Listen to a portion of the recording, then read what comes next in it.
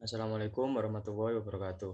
Perkenalkan, nama saya Muhammad Mifrah Kusyairi, NIM 2103011100162 dari Agribisnis kelas D.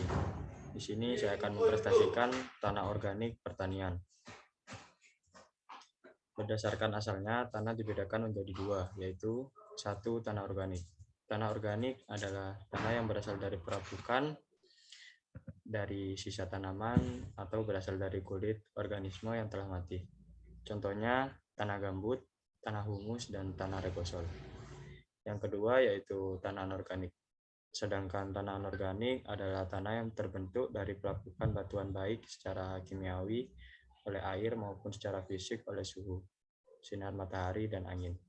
Contohnya tanah liat, tanah entisol, tanah oksisol, tanah ultisol, dan lain sebagainya. Selanjutnya yaitu fungsi penting bahan organik di dalam tanah. Satu, mengurangi erosi. Bahan organik berfungsi sebagai perisai sehingga proses erosi lapisan di permukaan tanah bisa dihambat. Yang kedua, penyangga hara tanaman. Humus berfungsi menahan hara tanaman menjadi bentuk yang tidak larut dan tidak mudah tercuci oleh air hujan. Semakin tinggi kadar organik, semakin banyak pula unsur hara tanaman yang bisa ditanam. Dengan begitu, pupuk organik yang diberikan akan berfungsi lebih efisien. Yang ketiga, menetralkan racun Al dan Fe. Bahan organik dapat bekerja mengikuti aluminium, Al, dan ferum atau Fe. Bebas di dalam tanah menjadi organokompleks. Dengan begitu, kandungan Al dan Fe yang bersifat racun bisa berkurang, sehingga penggunaan kapur pertanian seperti kalsium atau Ca bisa diminimalisasi.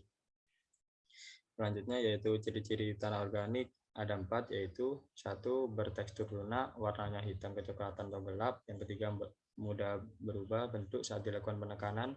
Yang keempat, memiliki sifat plastisitas yang rendah.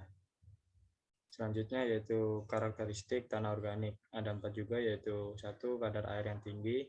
Yang kedua, kompresibilitas tinggi. Yang ketiga, kecepatan dan besar skrip yang tinggi. Yang keempat, kadar organik tinggi dan kekuatan rendah.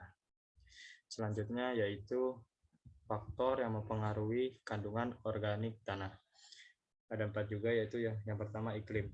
Berpengaruh pada lahan organik tanah dalam hal memacu atau menghambat laju dekomposisi.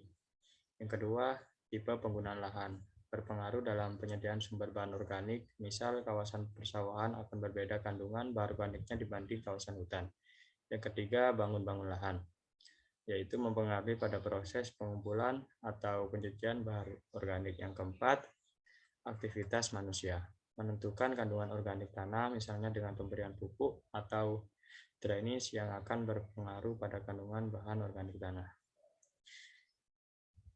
Dan yang terakhir yaitu pembenah tanah organik. Ada 2, pembenah tanah organik alami.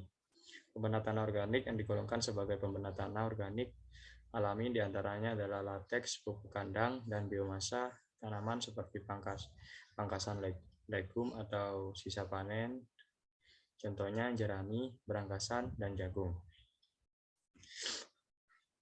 Pada umumnya, pembenah tanah organik alami seperti pupuk kandang dan biomasa tanaman sudah banyak digunakan oleh petani.